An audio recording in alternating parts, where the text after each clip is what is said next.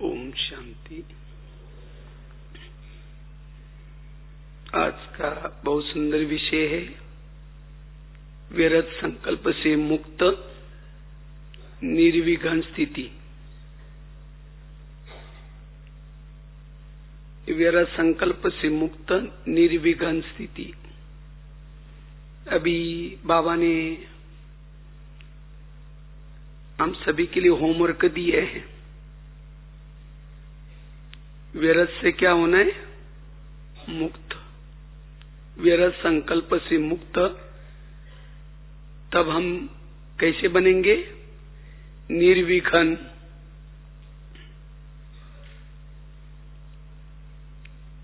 क्योंकि व्यर्थ से मुक्त बनने की बहुत आवश्यकता है।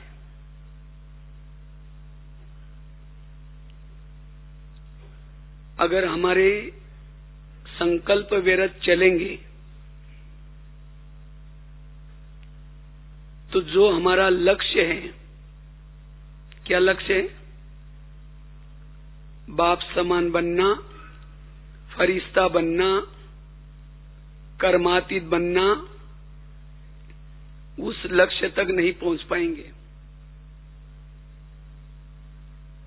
क्योंकि सारा खेल संकल्प का है।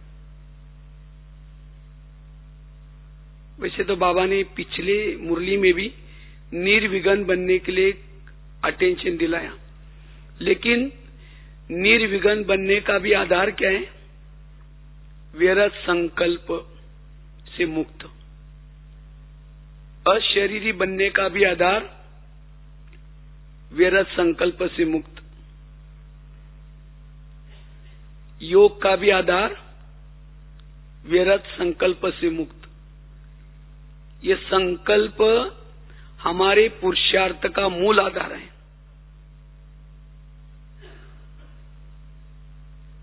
कोई भी स्थिति का अनुभव करना है, उसका आधार है संकल्प। गीता ना, संकल्प से पूरा कल्प चलता है। इसलिए हमारे संकल्प कैसे हो? सकारात्मक। जीवन में अगर कोई समस्या आती है, विघ्न आता है, कोई संस्कार आता है, इसका मतलब मेरे संकल्प कैसे बने? निगेटिव या व्यर्थ। दोष दूसरे का नहीं। समस्या किसने पैदा की? हमारे संकल्प ने समस्या पैदा की। चाहे कोई विकार की समस्या, चाहे आपस के संस्कार की समस्या, सभी समस्या का कारण संकल्प। इसलिए गीत में एक बहुत अच्छी लाइन थी, संकल्प से अपने दृष्टि को बदलो। अगर मेरे संकल्प सवेरे सवेरे समर्थ है, पॉजिटिव है, मेरी स्थिति अशरीरी बन जाएगी, तो सारा दिन मुझे कोई समस्या नजर नहीं आएगी। अगर मुझे कोई समस्या नजर आती है, इसका कारण मेरे संकल्प समर्थ नहीं है। इसलिए अपने संकल्प को समर्थ बनाना है। इसलिए विघ्नों का कारण व्यर्थ संकल्प। जितने संकल्प हमारे समर्थ चलेंगे, वायुमंडल भी कैसा बनेगा? पॉजिटिव, समर्थ बनेगा। जहां भी हम हैं, वहां का वायुमंडल परिवर्तन करने की जिम्मेवारी हमारी अपनी है। समर्थ संकल्प से ही मनसा सेवा कर सकेंगे। जिसके संकल्प कमजोर हैं, मनसा सेवा नहीं कर पाएगा। जिसके संकल्प व्यर्थ हैं, वो सदा मुस्कुरा नहीं सकता। उसकी मुस्कान गायब हो जाएगी। पता चलता है इसके मन में कुछ व्यर्थ चल रहे हैं। चेहरा खुश नहीं होगा। और जिसका चेहरा खुश नहीं, औरों की सेवा कैसे करेगा? जिसके संकल्प व्यर्थ है, वाणी में भी बल नहीं आएगा। उसकी वाणी भी कैसी होगी? कमजोर, दृष्टि भी कमजोर, उसकी वृत्ति भी कमजोर बनेगी। इसलिए बाबा कहते हैं अपने संकल्प को समर्थ बना, व्यर्थों से मुक्त बना। जैसे कोई भी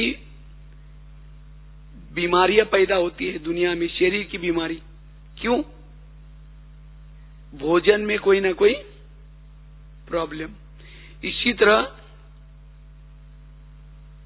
आत्मा की बीमारी का कारण क्या है? संकल्प आत्मा का भोजन है। जितना हमारा संकल्प रूपी भोजन समर्थ है, उतना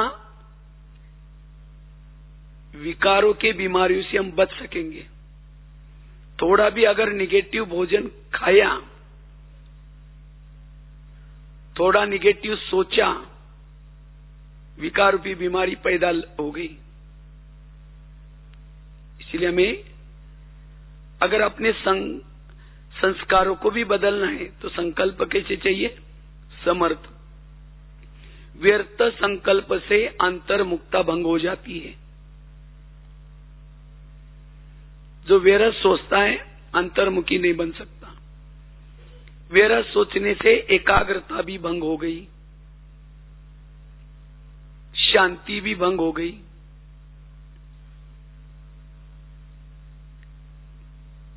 ऐसी आत्मा जो व्यर्थ सोचते हैं वो कर्म योगी की स्थिति नहीं बना पाएंगे,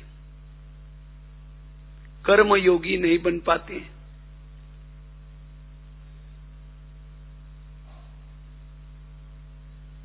जो व्यर्थ सोचता है ना सोमान में रह सकता, न स्वधर्म में टिक सकता।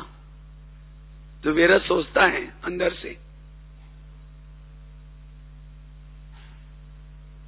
इसलिए अगर सोमान में स्थित रहना है, स्वधर्म में टिकना है, व्यर्थों से मुक्त।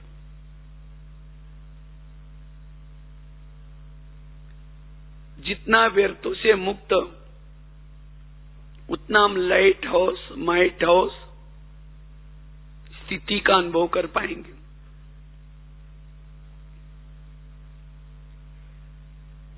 जैसे पानी स्थिर है, कोई भी चीज को देख सकेंगे, चंद्रमा को देख सकेंगे।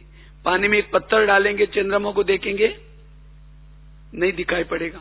इसी तरह जितना मन स्थिर, व्यर्थों से मुक्त, चुप, उतना उस मन में हम अपनी आत्मा को स्पष्ट देख सकते हैं, जिसको बाबा कहते हैं आत्मदर्शन, स्वयं का दर्शन। और जिसको स्वयं का दर्शन होता है, उसके जीवन में कोई विघ्न ही नहीं होगा। उसको अंदर से वो अति इंद्रिय सुख मिल रहा है, उसका समय सफल हो रहा है,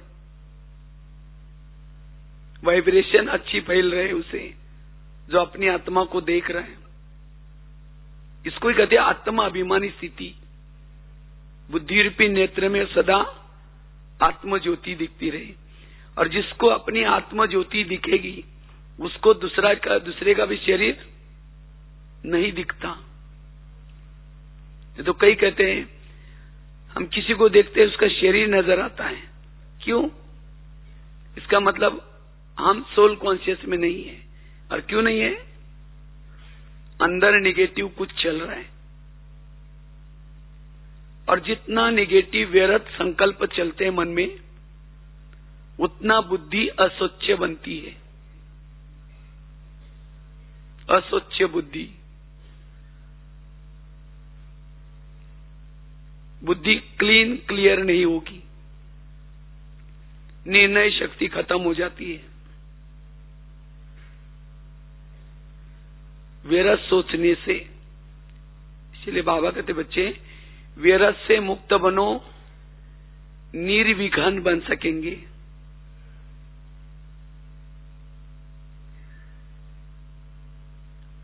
अनुभव के खान बन सकेंगे। जब चाहे जिस स्थिति में टिकना चाहे टिक सकेंगे। इसीलिए बाबा ने कहा मन को स्टॉप करो, स्टॉप हो जाए। इसलिए विरत से मुक्त बनने का पुरुषार्थ करना है। जितना विरत से मुक्त रहेंगे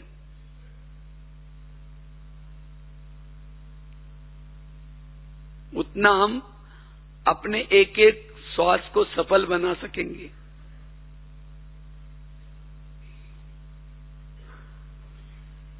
विघ्नों का मूल कारण संकल्प निगेटिव। निगेटिव संकल्प चलने से भावनाएं भी निगेटिव बनती है।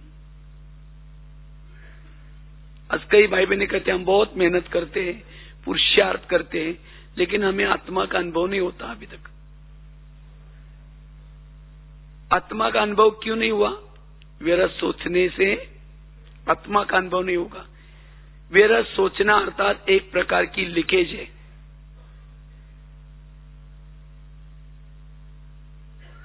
व्यर्थ की लीकेज होगी तो आत्मा का अनुभव नहीं कर पाएंगे।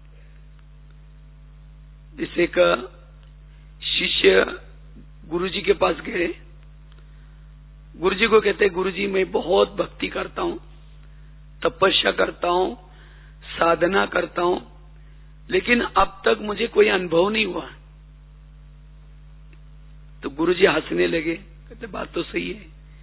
3-4 दिन पहले मेरे पास 5-6 युवा आए थे, बगीचे में बैठे थे शिष्य गुरुजी। जब युवा आए तो उनको बहुत प्यास लगी थी, तो उन्होंने कहा कि ठीक है, जो बाजू में कुआं है वहां जाओ। वहां बाल्टी रखी थी, रस्सा रखा था, कुएं में पानी भी था। तो वो 5-6 युवा गए, उन्होंने बाल्टी को रस्सा बांधा, नीचे छोड़ दिया, हिला करके पानी भरा, लेकिन जब ऊपर खींचा पानी कुछ नहीं मिला। फिर दोबारा बाल्टी डाली, फिर दोबारा खींचा, कुछ नहीं मिला। फिर तीसरी बार, चौथी बार, लास्ट में परेशान होकर चले गए। कुएं में पानी था, बाल्टी थी, रस्सा था, लेकिन प्यासे क्यों रहे? क्योंकि उस बाल्टी को छेद थे। तो इसी तरह अगर हमारे भी मन को छेद है, निगेटिव हम व्यर्थ सोचते हैं, तो हमें भी अनुभव, न आत्मा अनुभव होगा न परमात्मा अनुभव होगा। तो अनुभव का आधार क्या है? व्यर्थ से मुक्त। अगर मुझे अशरीरी का अनुभव करना है, बिंदु रूप स्थिति का अनुभव करना है, बीज रूप स्थिति का अनुभव करना है, व्यर्थ की लीकेज को बंद करना है। मन हमारा सदा कैसा रहे? चुप रहे। जिसका मन बोलता है वो अनुभव नहीं कर पाता। योग क्या है? मन का चुप रहना। जब मन व्यर्थों से चुप रहेगा तो समर्थ सोचना शुरू करेगा, वो बाबा से बातें करेगा। अगर मन पहले ही बात कर रहे हैं, ये क्यों हुआ, ये मेरे साथ क्यों हुआ, ऐसे कैसे हुआ, अगर मन ये बात कर रहा है तो बाबा से बात कैसे करेगा, अपने आप से बात कैसे करेगा, स्वयं की चेकिंग कैसा करेगा। इसीलिए मन को क्या करो? चुप करो। मन सदा चुप रहे, तब हम निर्विघ्न बन सकेंगे।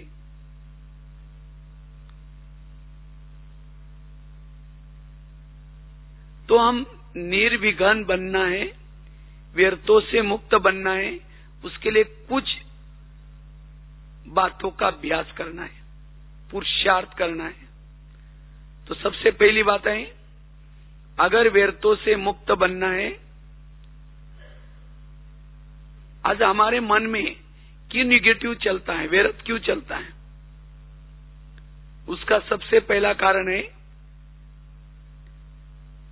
किसी के प्रति अगर हमारी वृत्ति निगेटिव है तो हमारे मन में भी निगेटिव चलेगा।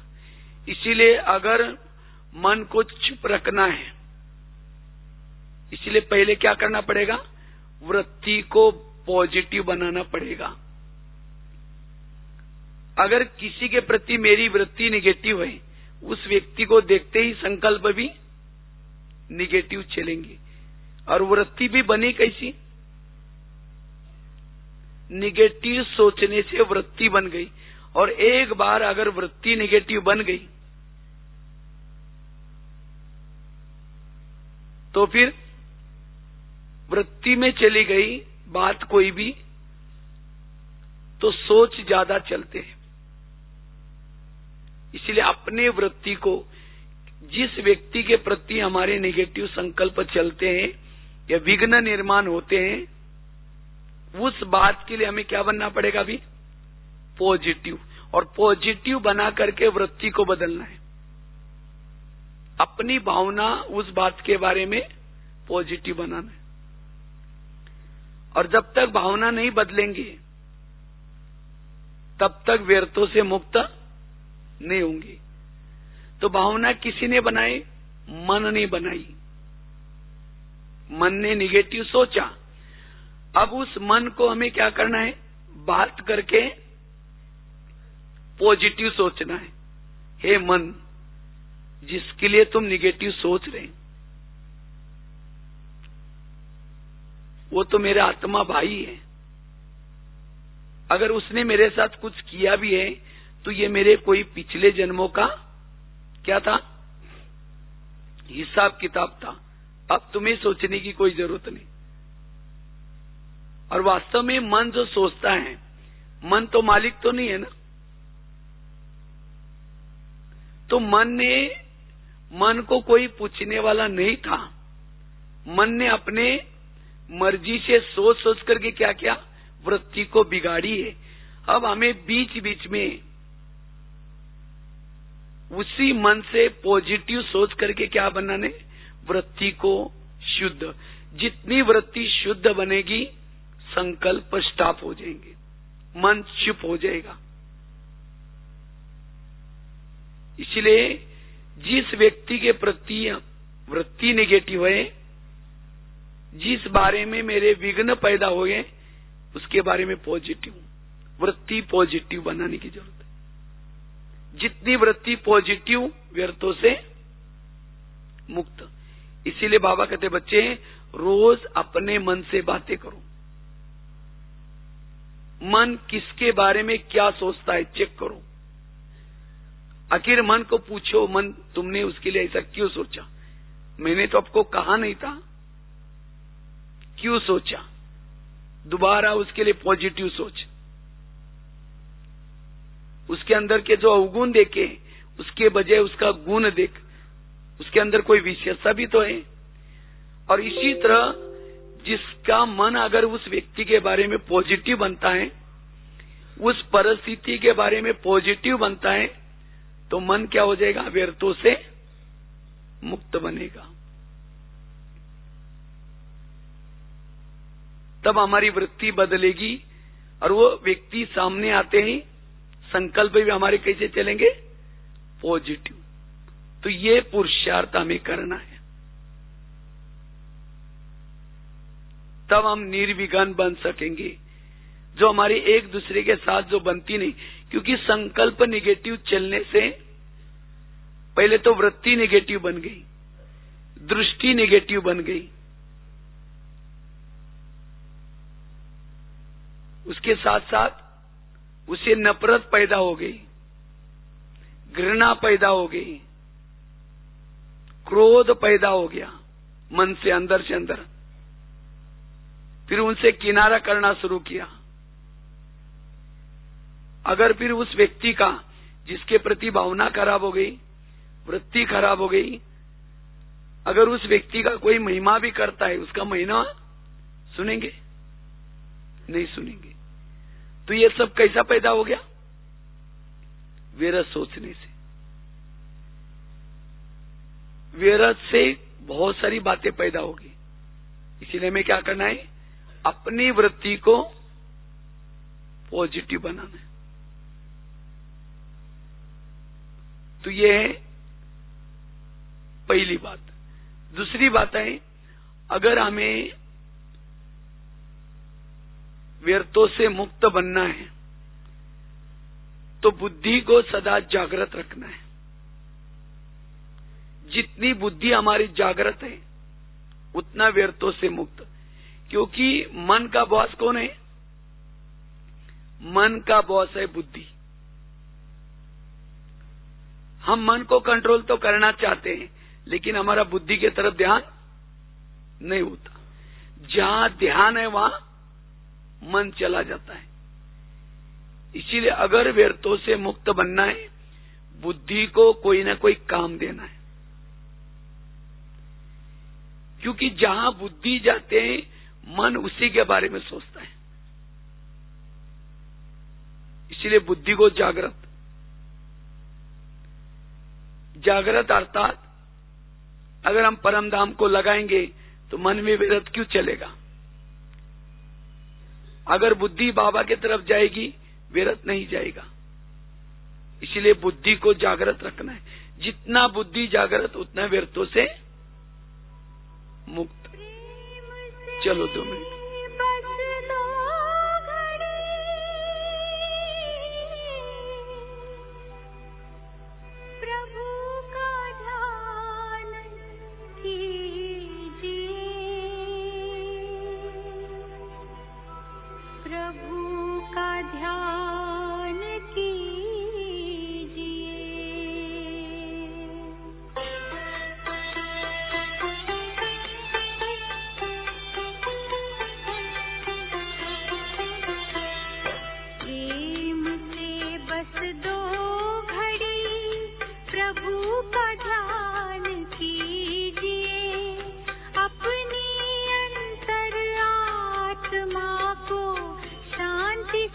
भर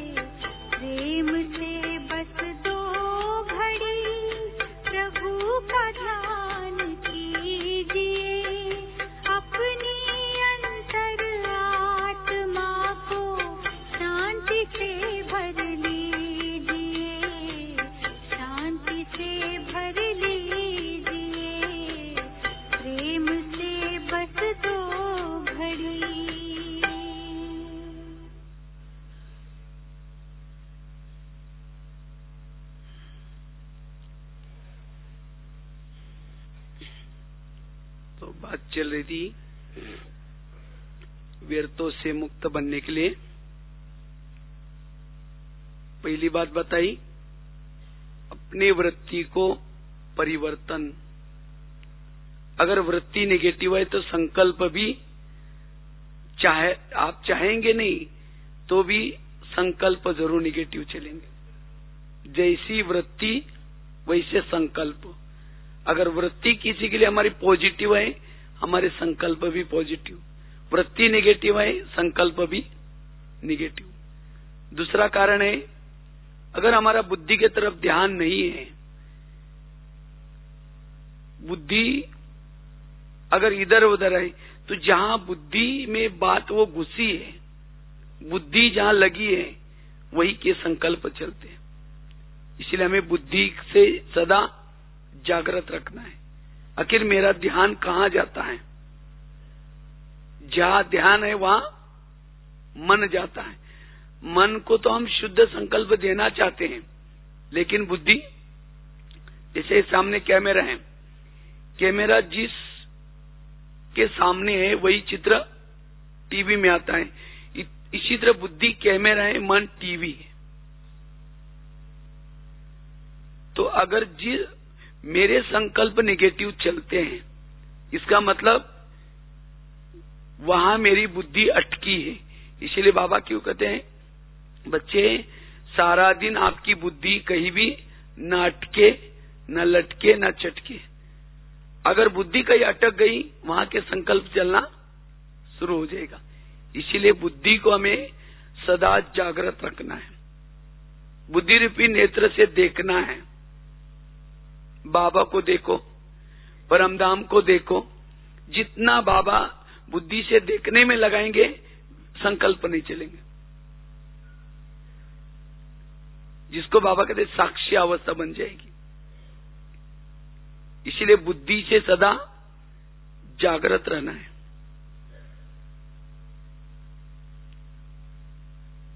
तीसरी बात है, अगर हमें विरत संकल्प से मुक्त बनना है, निर्विघ्न रहना है, तो जितनी हमारी अशरीरी स्थिति है, आत्माभिमानी स्थिति है, उतना हमारे संकल्प में, मन में एक प्रकार का कंट्रोल आ जाता है। इसलिए जितना हम अमृत वेला का योग करते सवेरे, अमृत वेला का योग, सवेरे मुरली सुनते हैं, क्लास के पहले थोड़ा सा योग करते हैं। अगर ये 3 बातें रोज की दिनचर्या में हम करेंगे, इस 3 बातों से हमारी अशरीरी स्थिति, बिंदु रूप स्थिति, आत्माभिमानी स्थिति, विधेयी स्थिति बनती है। लेकिन 3 यथार्थ, अमृत वेला यथार्थ, मुरली सुनते समय भी यथार्थ। ऐसे नहीं चलते फिरते कहीं सुन ली, कहीं मोबाइल में सुन ली। आजकल तो ऐसे भाई कई भाई बहने कर लेते हैं, मुरली सुन लिया, आजकल कहते व्हाट्सएप में आ जाता है, हमने पढ़ लेते हैं, नेट में आ जाता है, पढ़ लेते हैं। वो कोई यथार्थ नहीं, वो मजबूरी का नाम महात्मा गांधी, मजबूर लोगों के लिए। इसलिए बाकायदे क्लास में बैठना, आधा घंटा पहले योग करना और एक एक महावाक्य जागृत होकर के सुनना। अमृत वेला भी यथार्थ। अगर ये 3 चीजें यथार्थ हैं, हमारी सारा दिन अशरीरी स्थिति, विधेयी स्थिति बनी रहती है, और जिससे सारा दिन जो कुछ चलता है, हमारा मन कुछ सोचता नहीं, क्योंकि अंदर वो स्थिति है आत्माभिमानी। जैसे घर में कोई बड़ा होता है, छोटा आपस में चुपचाप रहते हैं, बच्चे चुपचाप रहेंगे। इसी तरह इस शरीर रूपी घर में जिसकी आत्मा स्थिति जागृत है, मन चुप रहता है, कुछ भी नहीं सोचेगा, व्यर्थों से मुक्त रहेंगे, संकल्प ही नहीं चलेगा। उपराम, वैरागी, अंदर से वो अतीन्द्रिय सुख मिलेगा। इसीलिए आत्माभिमानी स्थिति, अशरीरी स्थिति, अगर इस स्थिति में हम जितना टिके रहेंगे उतना व्यर्थों से मुक्त, और ऐसी आत्मा निर्विघ्न रहेगी। भले उसके जीवन में विघ्न आते हैं, बातें आएंगी, लेकिन उसके बारे में वो सोचेगी नहीं, क्योंकि आत्माभिमानी स्थिति है। आत्माभिमानी स्थिति वालों को मान, अपमान, निंदा, स्तुति समान रहेगी। अगर कोई मेरे संकल्प चलते हैं, किसी का अपमान मुझे सहन नहीं होता, किसी की बातें मुझे सहन नहीं होती, इसका मतलब मेरा देहाभिमान है। और क्यों देहाभिमान है? सवेरे के योग की तरफ ध्यान नहीं दिया। इसीलिए मैं सवेरे अमृत वेले की तरफ ध्यान, और साथ में क्लास की और मुरली की तरफ ध्यान, ये तीन चीजें हमें व्यर्थों से मुक्त कराएगी, निर्विघ्न बनाएगी।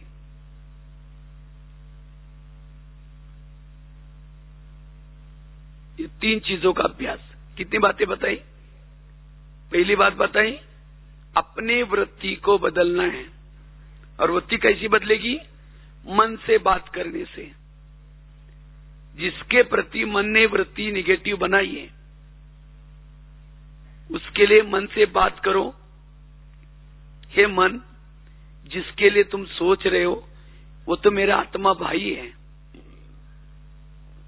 और तुम उसके लिए निगेटिव सोच करके तुम मुझे दूर कर रहे हो, हमारे में झगड़ा लगा रहे हो।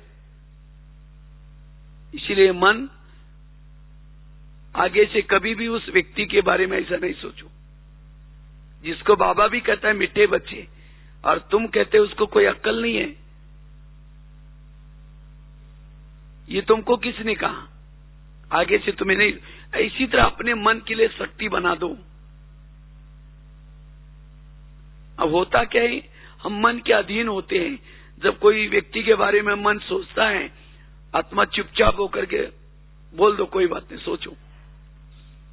और जितना मन सोचता है वो हमारी भावनाओं को बिगाड़ देता है, वृत्ति को बिगाड़ देता है। और एक बार वृत्ति में चला गया, उसके लिए फिर न संस्कार टकराएंगे, विघ्न पैदा होंगे। इसीलिए निर्विघ्न बनना है, वृत्ति बदलना जरूरी है। दूसरी बात कौन सी बताई? बुद्धि को जागृत रखना है, क्योंकि जहां बुद्धि जाते है मन जाता है। अगर मन में कोई संकल्प चल रहे, बुद्धि से बात करो, बुद्धि तुम कहां हो, उस बात के बारे में क्यों मन तुम वहां क्यों देख रहे? क्योंकि बुद्धि तो देख रहे, तब तो जाकर संकल्प चल रहे। इसलिए बुद्धि को जागृत। तीसरी बात, अशरीरी विधेय स्थिति का, आत्माभिमानी स्थिति का अनुभव। चौथी चीज है, वैसे तो गला खराब है थोड़ा, बीच में अभी यूपी में गए थे, वहां अचानक ओले गिरे थे, और वहां मौसम थोड़ा बहुत ठंडा मौसम हो गया। और वैसे भी 3-4 दिन में करीबन 16 कॉलेज में लेक्चर था, इसीलिए थोड़ा सा, फिर भी ड्रामानुसार ठीक हो जाएगा कल परसों। तो बात बता रहे थे, पहला बता। चौथी बात है योग। व्यर्थ संकल्प क्यों चलते हैं? योग की कमी। जितना हम योग युक्त रहते हैं, ज्वाला स्वरूप स्थिति का अनुभव करते हैं, तो ज्वाला स्वरूप स्थिति में रहने से हमें जो अतीन्द्रिय सुख मिलता है, वो सुख के सामने विघ्न कुछ भी नहीं है। अगर कोई जीवन में विघ्न आता है या मन और बुद्धि में सोच चलते हैं, उसका कारण है योग की कमी, सुख की कमी। जितना हम योग के द्वारा सुख लेंगे बाबा से, उतना हमारा मन चुप रहेगा, व्यर्थों से मुक्त बनेगा।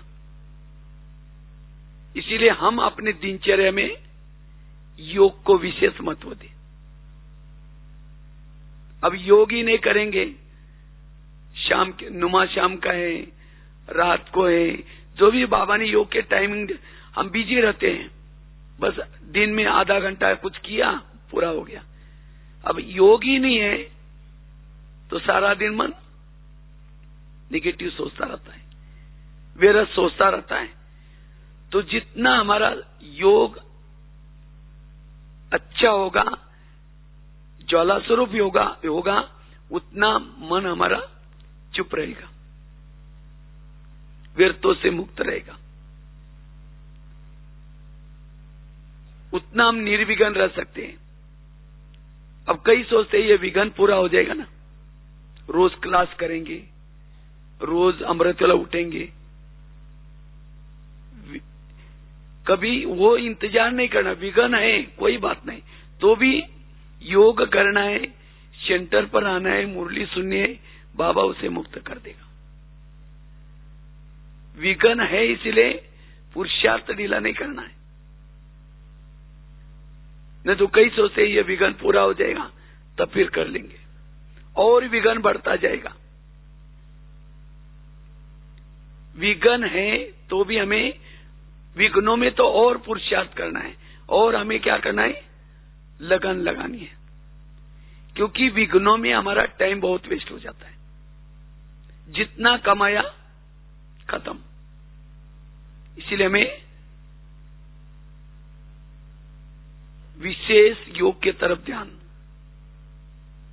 उससे हम निर्विघ्न बन सकते हैं।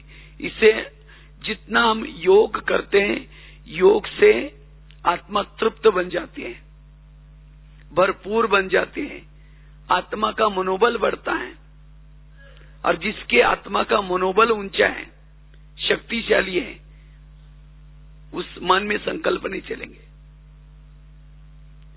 इसलिए व्यर्थों से मुक्त बनने के लिए बीच बीच में योग के ऊपर हमें अटेंशन देना है, रोज की दिनचर्या में। और वो योग भी कैसा, यथार्थ। ऐसे नहीं बैठ गए, मन एक तरफ है, बुद्धि एक तरफ है, 1 घंटा योग करना है, ऐसा योग किया तो सारा दिन संकल्प विकल्प चलते रहे। कई योग में बैठे तो भी सुन रहे हैं, क्या सुन रहे, सारा दिन किसी ने कुछ बोला वो सुन रहे, बोल भी रहे, देख भी रहे। योग में बैठना अर्थात सुनना बंद, सोचना बंद, बोलना बंद, एकदम चुप, साइलेंस। और तब उस योग से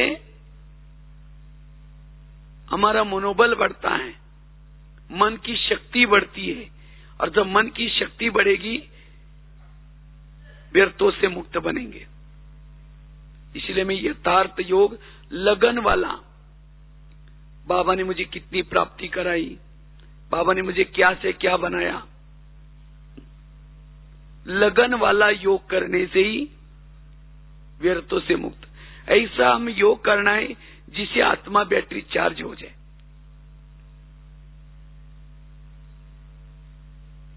तब सारा दिन हमारा मन चुप रहेगा, व्यर्थ नहीं सोचेगा।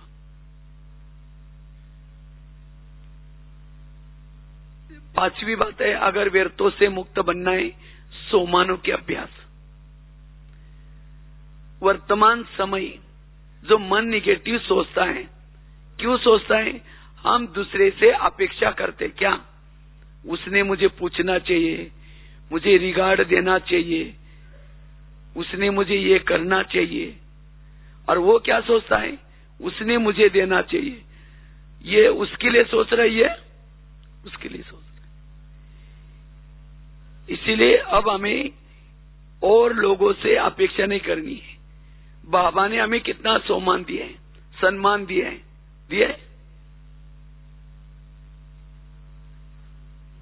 अगर बाबा ने जो सम्मान दिया है जो बाबा ने सम्मान दिया है, जो बाबा ने प्राप्ति कराई, अगर उसको याद करेंगे तो दूसरे की तरफ अपेक्षा नहीं होगी, आप भरपूर बन जाएंगे।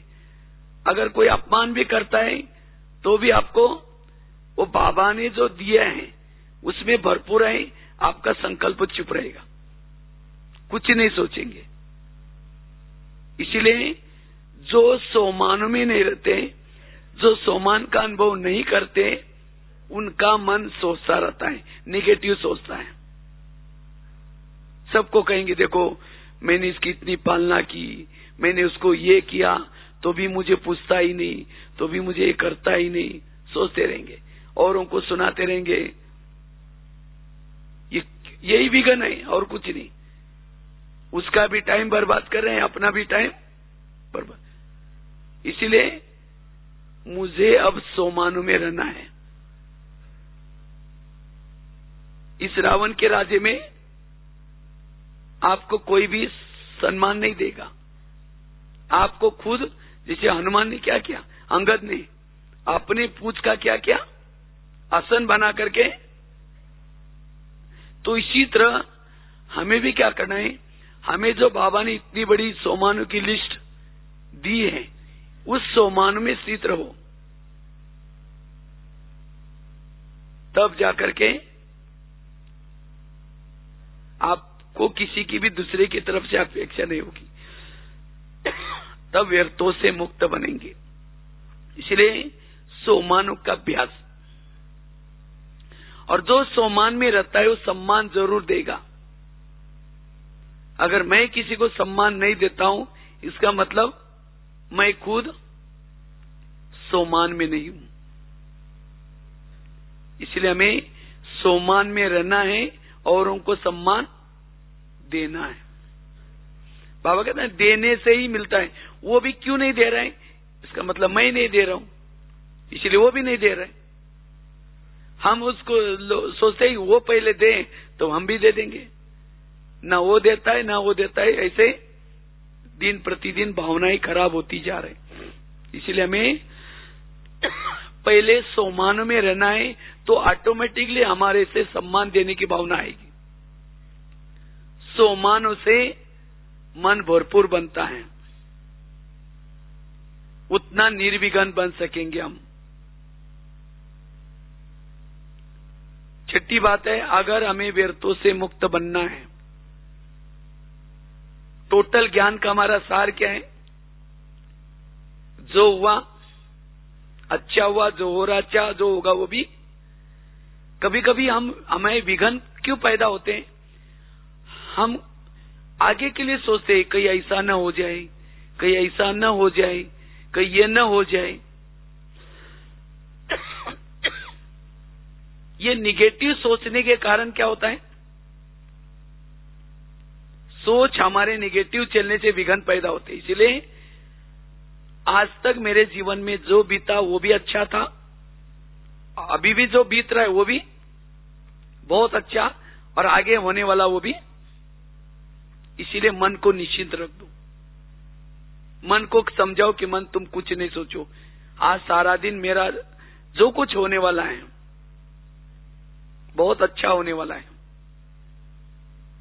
अगर कुछ किसी ने गाली भी दी तो भी बाबा ने कह रहे वाह वाह करो।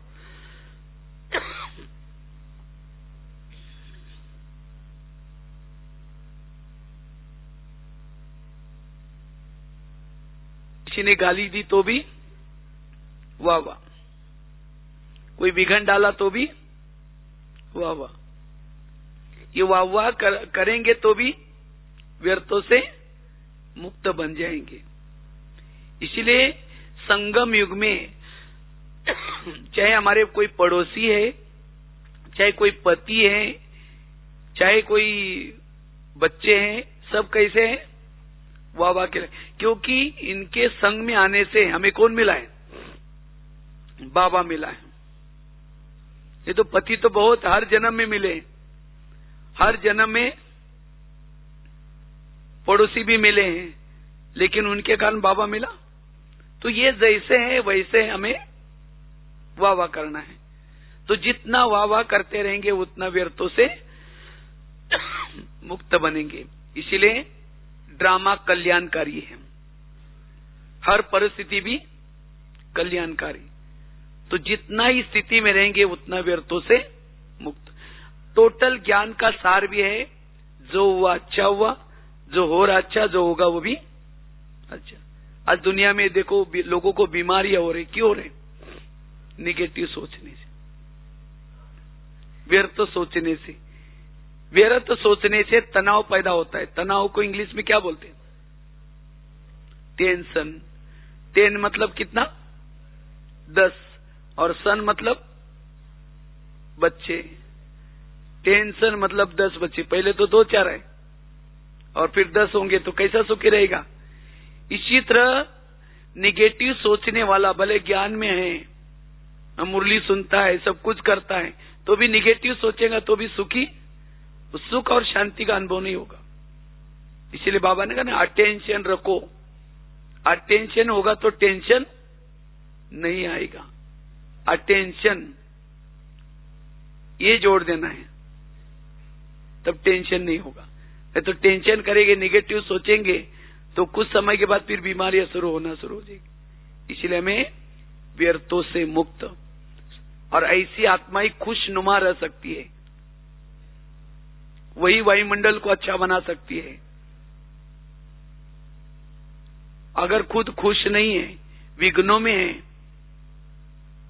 तो हमारे सेवा का प्रभाव नहीं पड़ेगा।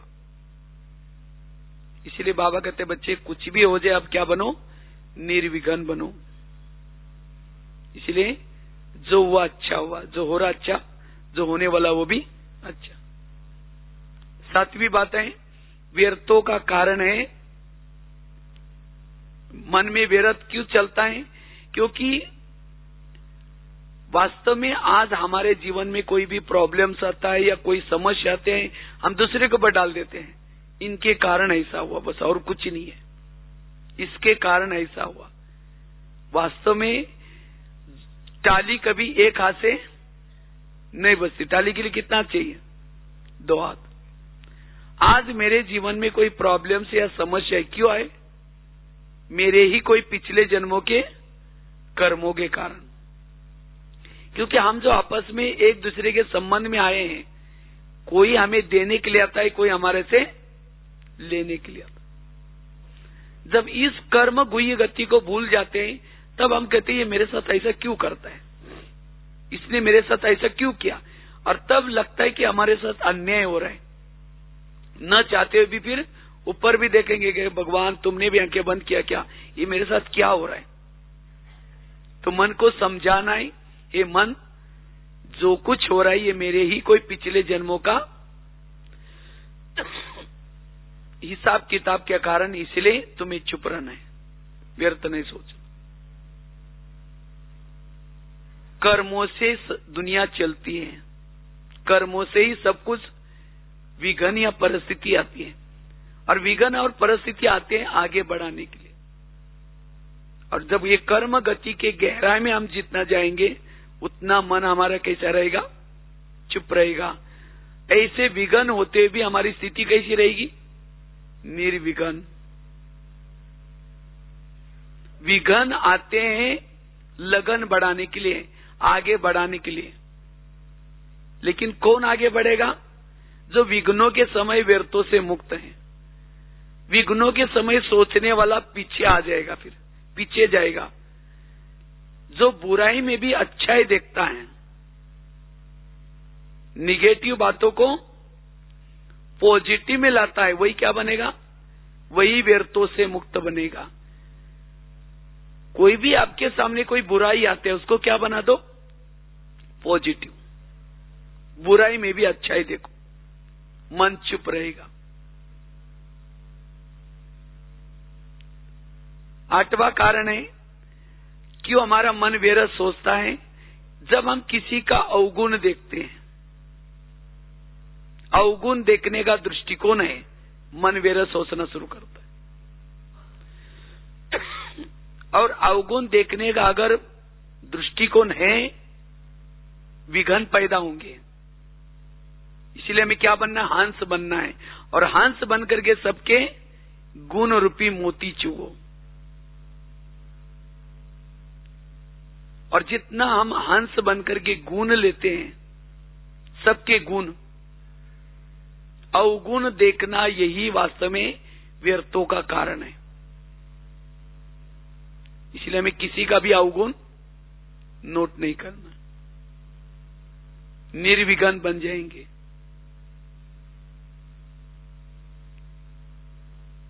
अवगुण देखने वाला, जैसे मक्खी होती है ना, मक्खी क्या करती है? बहुत अच्छा जिस्म है, शरीर है, लेकिन वो छोड़ करके कहां बैठती है? जहां जख्म है उसके ऊपर बैठेगी और गंदगी चूसती रहेगी। अवगुण देखने वालों को कहेंगे मक्खी। इतना अच्छा उस व्यक्ति के अंदर कितने अच्छे गुण हैं, वो गुण को छोड़ करके हम क्या देख रहे हैं? अवगुण। और जो अवगुण देखता है वो क्या करता है? ये मक्खियां तो दो प्रकार की होती है। एक होता है मधुमक्खी, वो क्या करती है? संगठन में रहती है और क्या करते हैं? शहद बनाती है। वो बीमारी से दूर कराती है, उसका शहद कोई खाता है बीमारी से दूर। और एक मक्खी होती है,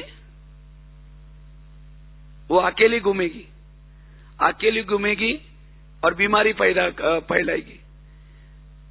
जो अवगुण देखता है वो बीमारी फैलाता है, वो विघ्न पैदा करता है। और गुण देखने वाला निर्विघ्न बनेगा। इसीलिए बाबा कहते बच्चे गुणग्राही। व्यर्थों का बहुत बड़ा कारण है अवगुण देखना। अवगुण देखने से परचिंतन चलता है। इसलिए हमें एक दूसरे का गुण, जिसके संपर्क में रहते हैं, कभी उनकी आप लिस्ट बना दो। लिस्ट बना करके जो रोज आपके दिनचर्या में जो लोग खास तो संपर्क में आते, चाहे घर में चाहे ऑफिस में, कभी उनकी लिस्ट बना करके उस व्यक्ति में क्या गुण है, इस व्यक्ति में क्या गुण है, इस व्यक्ति में क्या गुण है, उसको नोट करो। और जब उसकी बुराई देखते हैं उसका गुण सामने लाऊं, तुरंत आपका मन चुप रह जाए। हर एक में कोई विशेषता है, लेकिन हुआ क्या है? अब अवगुण हमें देखते देखते इतनी भावना खराब हो गई, हमारी दृष्टि भी खराब हो गई। अगर कोई अच्छा काम करता है, सेवा भी करता, हमें वो क्या दिखता है? उसका अवगुण ही दिखता रहता है। और उसके लिए बारे में हम सोचते रहते हैं, ये ऐसा करता है, ईर्ष्या, घृणा। इसीलिए बाबा कहते बच्चे गुण देखो, व्यर्थों से मुक्त बनेंगे, निर्विघ्न बनेंगे।